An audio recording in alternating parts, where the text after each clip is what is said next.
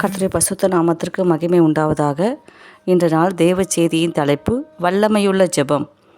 கொலேசியர் 2ஆம் அதிகாரம் 14-15 வசனத்தை நாம் வாசிக்க கேட்போம்.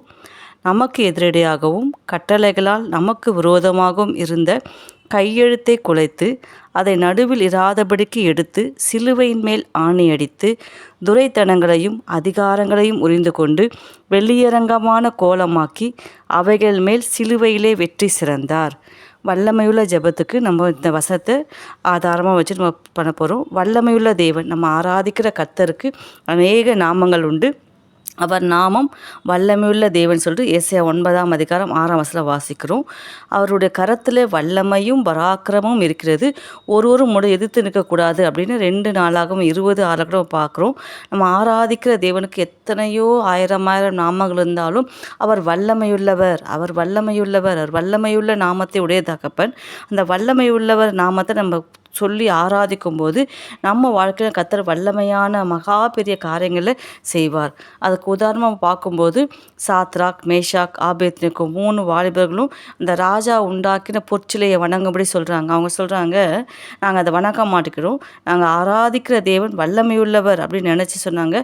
அவர் எங்களை எப்படி விடுவிப்பார், அவர் விடுவிக்காமற் போனாலும் பரவாயில்ல, நீங்கள் இத்தனை பொற்சிலை நாங்கள் என்ன பண்ணுவோம், வணங்க மாட்டோம்னு சொன்னோம்.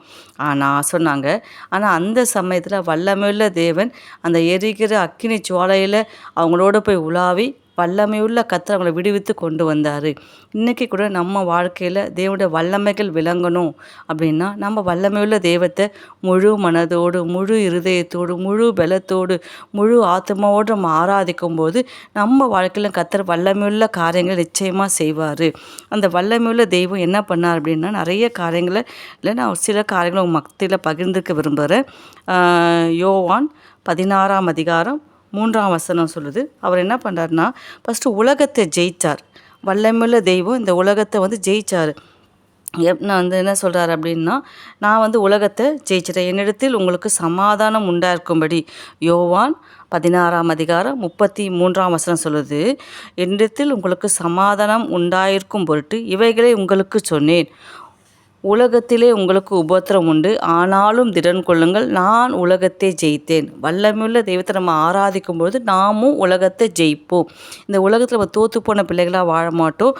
உலகத்தை ஜெயிக்கிற பிள்ளைகளாய், உலகத்தை மேற்கொள்கிற பிள்ளைகளாய், உலகத்தை நம்ம எதிர்த்து போராடுறவங்களா. அவர் உலகத்தை ஜெயித்தார், நான் உலகத்தை ஜெயித்தேன். அதே போல் இன்றைக்கி நம்மளும் கர்த்தருடைய நாமத்தில் வல்லமையுள்ள தெய்வத்தை நம்ம ஆராதிக்கிறோம். வல்லமையுள்ள ஒரு ஜெபத்தை பண்ணணும். நான் இந்த உலகத்தை ஜெயிக்கணும் அப்படின்னு சொன்னால் நிச்சயமாக நம்ம அந்த உலகத்தை ஜெயிக்க கர்த்தர் நமக்கு கிருபை கொடுப்பாரு. 2வது மத்தேயு 4ஆம் அதிகாரம் 4ஆம் வசனம் சொல்லுது, அவர் மாம்சத்தை ஜெயித்தார், அவர் பிரதியுத்தரமாக. மத்தேயு 4ஆம் அதிகாரம் 4ஆம் வசனம் சொல்லுது, அவர் பிரதியுத்தரமாக மனுஷன் அப்பத்தினால் மாத்திரமல்ல தேவனுடைய வாயிலிருந்து புறப்படுகிற ஒவ்வொரு வார்த்தையினாலும் பிழைப்பான் என்று எழுதியிருக்கிறது. அந்த இடத்துல அவர் 40 நாள் உபவாசம் இருந்து வராரு. அப்போது சோதனைக்காரன் சொல்கிறாரு, நீ தேவனுடைய குமாரனால் கல்லுகளை என்ன பண்ணுங்க, நீங்கள் அப்பா அம்மாக்கும் அப்படின்னு. அவர் சொன்னார், இல்லை, நான் அப்பத்தினால மாத்திரம் இல்லை, தேவனுடைய வாயிலிருந்து புறப்படுகிற ஒவ்வொரு வார்த்தையினாலும் நான் பிழைப்பேன். அப்போது தேவனுடைய வார்த்தை நமக்கு இருக்கும்பொழுது அப்பத்தை காட்டிலும் தண்ணீரை காட்டிலும் அந்த வார்த்தை நம்மளை பிழைக்க வைக்குது. அவர் அந்த நாட்களில் எவ்வளோ பசி இருந்தாலும் தன்னுடைய மாம்சத்தை கர்த்தருடைய வார்த்தையினால் ஜெயித்தார். நம்மளும் வல்லமையுள்ள தேவனை ஆராதிக்கிற நம்மளும் வல்லமையுள்ள ஒரு ஜெபத்தை பண்ணணும். நம்ம மாம்சத்தை ஜெயிக்கணும். அப்பப்போ சோதனைக்கார நம்மக்கிட்ட வருவான், இதை பண்ணுங்க, அதை பண்ணுங்க, அப்படி பண்ணுங்கன்னு சொல்லுவான். ஆனால் நம்ம அதெல்லாம் பெரிய விஷயமா எடுத்துக்காமல் தேவனுடைய வார்த்தைகள் நம்ம எந்த அளவுக்கு கேட்குறோமோ, தேவனுடைய வார்த்தைகள் நம்ம எந்த அளவுக்கு தியானிக்கிறோமோ, தேவனுடைய வார்த்தை நம்ம எந்த அளவுக்கு அப்பியாசிக்கிறோமோ, அந்த தேவனுடைய வார்த்தை மாம்சத்தை ஜெயிக்க. ஏன்னா உலகம் மாம்சத்தில் உலகம் பிசாசுக்கு சொந்தம். மாம்சத்தை அழிக்க பிசாசு முயற்சி பண்ணுவோம். நமக்குள்ளே கர்த்தருடைய வார்த்தை இருந்துச்சுன்னா நிச்சயமாக நம்ம மாம்சத்தை ஜெயிப்போம். அடுத்தது சாத்தானை அவர் எப்படி ஜெயித்தார், வல்லமையுள்ள ஜெபத்தில் அவர் எப்படி சாத்தானை ஜெயித்தார் அப்படின்னு பார்க்கணும். அப்படின்னு பார்த்தீங்கன்னா எபிரேயர் 2ஆம் அதிகாரம் 14-14 வசனமும் 15ஆம் வசனமும். எபிரேயர் 2ஆம் அதிகாரம் 14-15.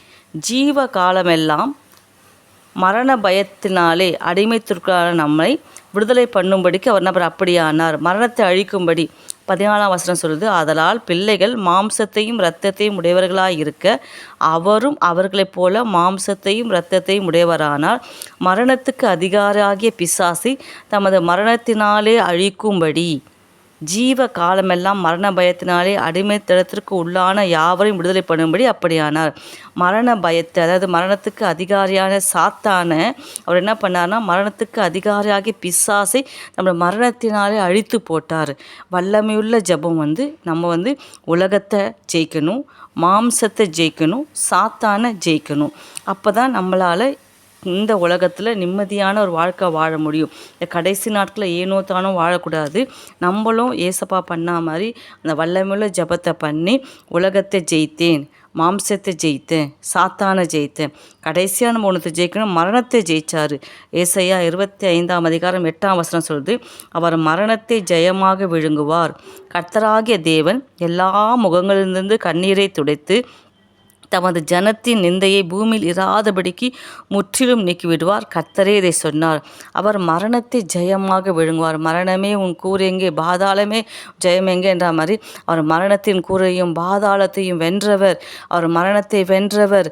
அப்பா ஆதாமுடைய சாயலை இயேசு கிறிஸ்து என்ன பண்ணார்னா, அந்த பாவ சரீரத்தை நமக்கு அழிக்கும்படியாக உயிர்த்தெழுந்த வல்லமை நமக்குள்ள கொடுத்தாரு. இன்னைக்கு நம்ம ஆராதிக்கிற கர்த்தர் உலகத்தை ஜெயித்தார், மாம்சத்தை ஜெயித்தார், சாத்தானை ஜெயித்தார், மரணத்தை ஜெயித்தார். இந்த வல்லமையுள்ள ஜெபத்தை நம்மளும் பண்ணி உலகத்தில் வாழ்கிற ஒவ்வொரு நிமிஷமும் நம்ம இதில் கரைப்படாதபடிக்கு நம்ம வாழணும். உலகத்தை நம்மளும் ஜெயிக்கணும், மாம்சத்தை நம்மளும் ஜெயிக்கணும், சாத்தானை ஜெயிக்கணும், மரண பயம் நம்மளை விட்டு நீங்கும்படியாக ஒரு வல்லமையுள்ள ஜெபத்தை பண்ணி கர்த்தர் நம்மளை ஆசீர்வதிக்கும்படியாக 2 கரங்களை உயர்த்தி தேவனுக்கு நேராக, அப்பா நாங்கள் உங்களை சமூகத்தில் முழுமையாக எங்களை அர்ப்பணிக்கிறோம் ஆண்டவரே. நாங்களும் இந்த உலகத்தை ஜெயிக்க எங்களுக்கு கிருபை தாங்கப்பா, மாம்சத்தை ஜெயிக்க எங்களுக்கு கிருபை தாங்கப்பா, சாத்தான் சகல வல்லமைகளை மேற்கொள்ள எங்களுக்கு கிருபை தாங்கப்பா. மரண பயத்தை எங்களை விட்டு கர்த்தர் முற்றிலுமாக நீக்கி போடுவீராக. இயேசுவின் நாமத்தில் ஜெபிக்கிறோம் நல்ல பிதாவே, ஆமென்.